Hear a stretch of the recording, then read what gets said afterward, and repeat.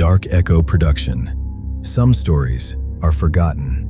Others refuse to stay buried. The Last House in Lionelville. The road into Lionelville was almost empty. Miles of farmland stretched across both sides of the highway. Old windmills turned slowly in the distance. Fields of corn swayed beneath a gray afternoon sky. It looked like the kind of town people forgot. Tiffany Brooks smiled. She liked places like this, quiet towns, old buildings, untold stories. For nearly 10 years, she had traveled across the country restoring historic homes that most people believed were beyond saving. She wasn't a contractor. She wasn't a demolition expert.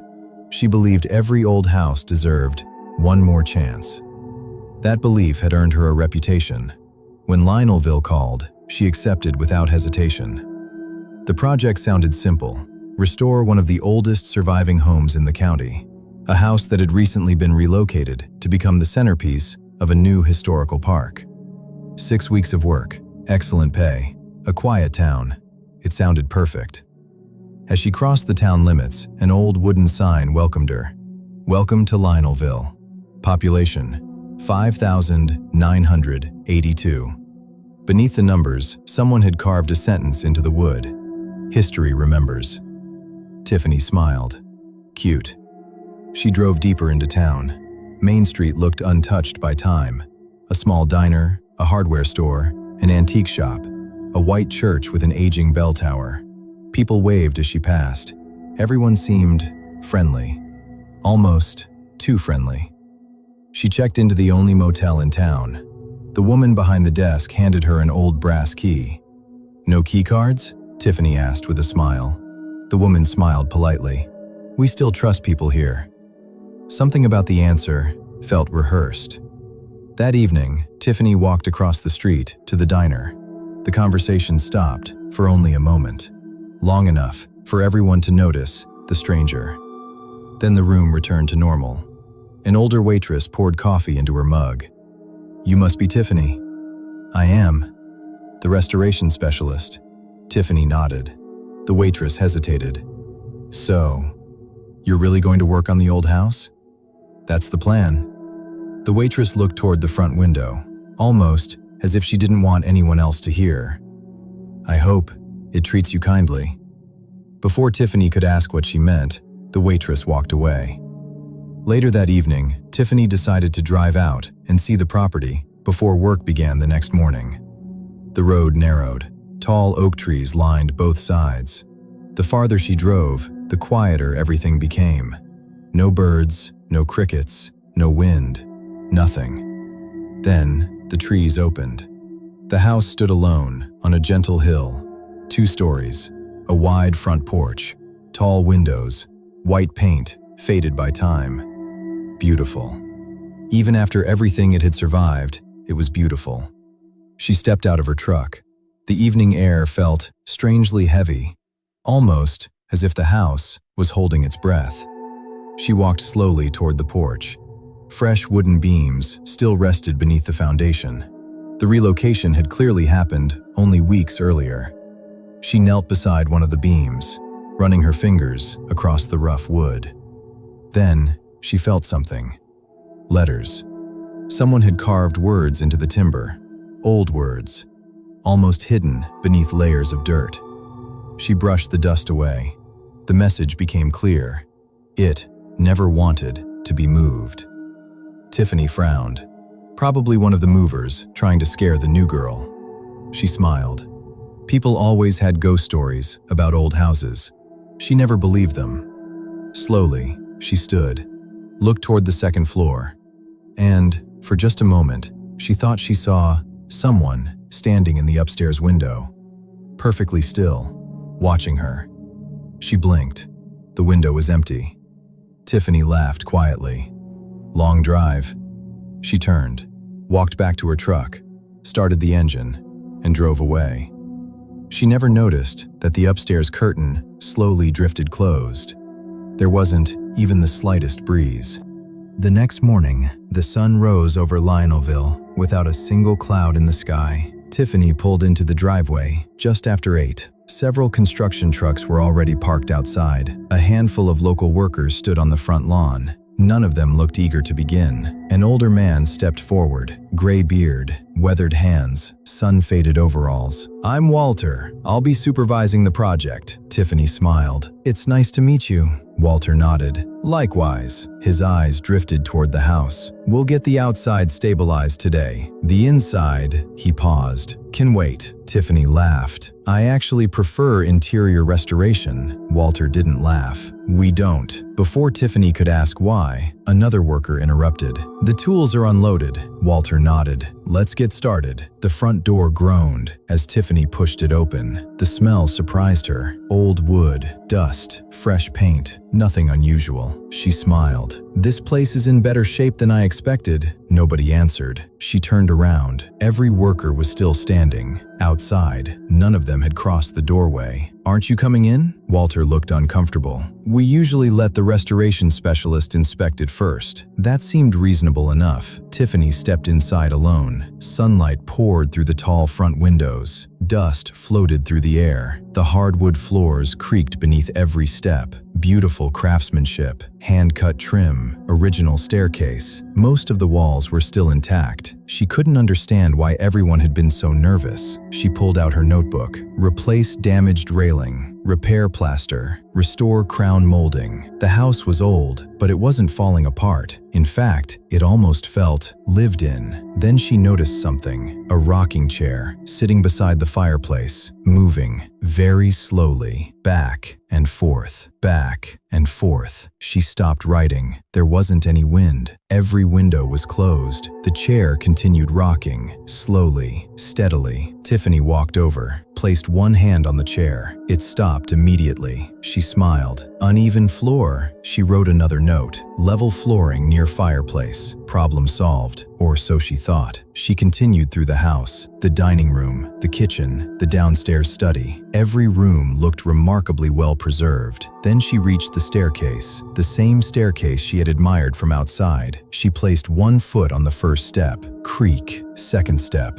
Creak. Third. Silence. She stopped. Every old staircase creaked, every single one, except this step. She bounced gently. Nothing. She frowned. Then, the fourth step creaked instead. She looked down, confused. She stepped back. Third step. Silence. Fourth step. Creak. Again. She knelt, running her hand across the wood. The boards felt solid. Nothing loose. Nothing broken. She stood, continued climbing. Halfway up, she heard it. Knock. Knock. Knock. She froze. The sound came from above her. Not the front door. Not outside. Inside the house. 3 slow knocks, exactly overhead. "Tiffany?" Walter called from downstairs. "You all right?" She looked up. Nothing. Then back toward the foyer. "I'm fine. What was that knocking?" Silence. Walter finally answered. "Probably the old pipes." Tiffany looked around. There were no pipes above the ceiling. She didn't mention it. Instead, she continued upstairs. The hallway stretched the length of the house. 5 bedroom doors, all standing open. Sunlight spilled through every window. The air felt noticeably colder. She walked into the first bedroom, empty. The second, empty. The third, still empty. Then she reached the fourth room. The walls were covered with old floral wallpaper. One section had peeled away, exposing bare wood beneath. Something had been carved into it. Not recently, years ago. Hundreds of tiny scratches. They weren't random. Someone had carved the same sentence over and over. "Don't finish the house. Don't finish the house. Don't finish the house." Tiffany stepped closer, running her fingers across the grooves. The wood was smooth, almost polished, as if countless hands had traced those words for decades. Behind her, the bedroom door slowly clicked shut. She spun around. No one was there. The room was silent. She reached for the doorknob. It wouldn't turn. She pulled harder. Still nothing. Then, from the hallway outside, came the sound of slow footsteps, one at a time, walking toward the bedroom. The bedroom door opened easily. Tiffany stepped into the hallway. No one was there. The upstairs was completely silent. Only the old house settling. A long, ancient creak echoed through the walls. She stopped walking. Old houses creaked. She knew that. She had spent nearly a decade restoring them.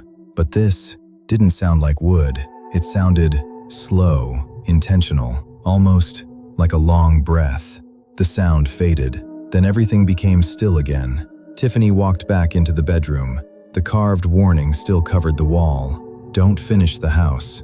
She photographed it, then carefully began removing more of the damaged wallpaper. Her scraper suddenly struck something solid, not wood, metal, hidden behind the wall. She cleared away another layer, an old iron ring, built directly into the framing. Curious, she wrapped both hands around it and pulled. Nothing. She pulled harder. The wall shifted. A deep, wooden groan rolled through the house. Dust filled the room. A narrow opening appeared. Hidden behind the wall was another staircase. It descended into complete darkness. Tiffany stared. This wasn't on the blueprints. She switched on her flashlight. The beam disappeared into the darkness. The staircase looked ancient, far older than the rest of the house. Every board was dark with age, as though it had been waiting for someone to find it. Instead of going down, Tiffany stepped back. Something wasn't right. She grabbed the restoration plans from her tool bag, spread them across the bedroom floor. Tape measure in hand, she measured the room again, then the hallway, then the outside wall. She checked the numbers twice, then a third time. Her stomach tightened. The math made no sense. The inside of the house was nearly 12 feet wider than the outside. Impossible. She measured again. Same result. There was space inside the walls that shouldn't exist. At that moment, the floor beneath her boots shifted. Not much, barely half an inch, but she felt it. She looked down. The floorboards had moved, slowly, almost imperceptibly. Another long, ancient creak passed through the house. This time, the hallway outside looked different. She frowned. The window at the far end had been on the left. Now, it was on the right. She stood perfectly still. No, that wasn't possible. She walked into the hallway, counted the bedroom doors. 1, 2, 3, 4, 5. Exactly as before. Yet somehow, the hallway felt longer. She hurried back into the bedroom. The blueprints were gone. Not moved. Gone. She searched everywhere. Nothing. Then her phone rang. Walter. She answered immediately. Walter, did you know about the hidden staircase? Long silence. Finally, he sighed. I prayed you wouldn't find it. You knew? Everyone in Lionelville knows. Tiffany's voice hardened. Then why hire me? Walter answered quietly. Because nobody from Lionelville would ever go back inside. The house let out another slow, groaning creak. Walter heard it through the phone. His breathing changed. You heard it. Tiffany looked around. What? The house. It only makes that sound when it's changing. Tiffany stared down the hallway. The staircase had moved. It was no longer inside the bedroom. It was now at the end of the hallway. She hadn't seen it move. It was simply there. What is happening? Walter's voice dropped to almost a whisper. My grandfather called it the Hollow House. I thought this was the Hollow House. It isn't. This house was built around it. Tiffany froze. Walter continued. The original house has never been moved.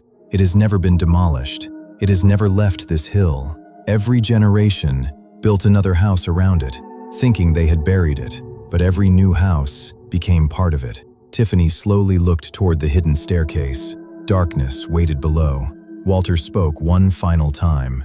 If you go down there, don't trust the house. It wants to be finished. The line went dead. Silence. No voices. No footsteps. Only one long, ancient creak. As Tiffany looked down, she realized something. The staircase was no longer descending. It was slowly rising toward her. The staircase continued rising, slowly, silently, until the top step rested at Tiffany's feet. The darkness below waited. She tightened her grip on the flashlight. Then she stepped down. One step, then another. The air changed immediately. Cool, heavy, still. The smell of old pine filled the narrow passage. Not dust, not mold, fresh cut pine, as if someone had been building something only moments ago. The staircase ended. Tiffany raised her flashlight. Her breath caught. She wasn't beneath the house. She was inside another house. Smaller, older, far older. Every wall was built from rough-cut timber. Hand-forged nails still held the beams together. An oil lantern rested on a wooden table. Its flame burned steadily, without flickering, without smoke. Impossible. There were no windows, no electricity, yet the room glowed with warm light. Tiffany slowly walked forward. Family photographs covered one wall, hundreds of them, every decade, every generation. But every face had been scratched away. Only the houses remained. Every photograph showed the same house, growing larger, changing, adding rooms, adding porches, adding new walls, as if someone had wrapped one house inside another. Then she heard it, a steady scraping sound. Shh, shh, shh. She turned. An old man stood beside the fireplace. His back faced her. He was sanding a wooden rocking chair. Long, patient, perfect strokes. He never looked up. I wondered how long it would take. His voice was calm, gentle, almost welcoming. Tiffany didn't answer. The old man continued sanding. They always arrive with the same smile, the same toolbox, the same promise. He stopped. They all want to save my house. Only then did he turn around. He looked completely ordinary. Gray hair, wrinkled hands, kind eyes, the face of someone's grandfather. That frightened Tiffany more than anything. He smiled warmly. You've done beautiful work. She slowly stepped backward. This isn't your house. The old man looked around. His smile grew wider. It was before your town had a name, before your roads, before your church, before Lionelville. He gently placed the rocking chair on the floor. They buried my home. They built around it. They painted over it. They moved it. They thought they were hiding it. He laughed quietly. But every generation needed someone to restore it. Tiffany felt the room begin to breathe. The walls expanded, then settled again. One long, ancient creak rolled through the old house. The old man closed his eyes, listening, smiling. Can you hear her? Tiffany looked around. The house? He nodded. She's grateful. Tiffany stared at him. What are you? His expression never changed. I've been called a ghost, a curse, a demon. He shook his head. I am none of those things. He placed one hand against the nearest wall. The timber seemed to move beneath his fingers, almost like skin. I am the first resident. Silence. The lantern burned brighter. The room around Tiffany slowly changed. The cracked walls began repairing themselves. The floor straightened. The ceiling lifted. Fresh wood appeared where rotten beams had been. The house was healing. The old man looked directly into Tiffany's eyes. You've given me another century. Tiffany's heart sank. Every board she restored, every wall she repaired, every nail she replaced. She hadn't been saving history. She had been saving him. The old man smiled. Thank you, restorer. Tiffany stood motionless. Then, her eyes drifted toward the unfinished wall, the exposed beam, the missing trim, the section she planned to repair. First thing tomorrow morning. Tomorrow. The old man had assumed there would be a tomorrow. She finally understood. Every carpenter, every restoration crew, every preservation project had failed for the same reason. They always finished the work. The warning wasn't written for visitors. It wasn't written for the townspeople. It was written for the next restorer. Don't finish the house. Tiffany slowly removed her work gloves. The old man watched carefully. His smile began to fade. You understand now? She nodded. I do. She reached into her tool belt. The old man smiled again. You've made the right choice. Instead, she pulled out a carpenter's pencil, walked toward the unfinished beam, and wrote 4 words beneath the others. Leave it unfinished forever. She set the pencil down, closed her toolbox, and zipped it shut. The old man's expression changed. No, his voice remained calm, but his eyes did not. You still have work to do. Tiffany looked around the old house. For the first time, she noticed something. Every repaired board looked newer than the wood around it. Every restoration had strengthened him. Every unfinished section had weakened him. She smiled. I'm done. She turned toward the staircase. The old man took one step forward. For the first time, he looked afraid. You can't leave. I've already given you everything. Tiffany looked back. No, I gave you enough. but I'm not giving you the rest." The house let out a long, painful groan. The walls began separating, fresh paint cracked, new beams darkened. The restored sections slowly returned to age. The old man reached for the wall. His hand shook. No. The staircase behind Tiffany began rising, returning to the bedroom above. She climbed quickly, never looking back. The old man never chased her. He couldn't. He belonged to the house, and the house was no longer healing. The hidden staircase sealed itself. The bedroom wall closed, as if it had never opened. Tiffany stood alone. The room was quiet. The carved warning remained. "Don't finish the house." She added one final sentence beneath it. "Someone has to remember why." Months later, the restoration grant was canceled. The project was abandoned. The town quietly fenced off the property. Visitors were told the structure was unsafe. No one argued. No one volunteered to repair it. Years passed. Rain faded the paint. Vines climbed the porch. The roof slowly sagged, exactly as it should. Children growing up in Lionelville still asked, "Why doesn't anyone fix the old house?" The adults always gave the same answer: some history should never be restored. Tiffany never returned. She accepted another restoration job, hundreds of miles away. Sometimes, late at night, she would open her toolbox. Inside, resting beside her carpenter's pencil, was a small wooden shaving. She had never taken it. She was certain of that. Yet every year, there was another, then another, tiny curls of fresh pine, as if somewhere, someone was still sanding wood. One quiet evening, she held one of the shavings in her hand. It smelled freshly cut. She slowly looked toward the window. Across the street, construction crews were restoring an old Victorian house. The lead carpenter laughed, holding up a weathered board. "Don't worry, we'll make her good as new." Tiffany's smile disappeared. Very softly, almost too quietly to hear, the wood shaving in her palm split in two.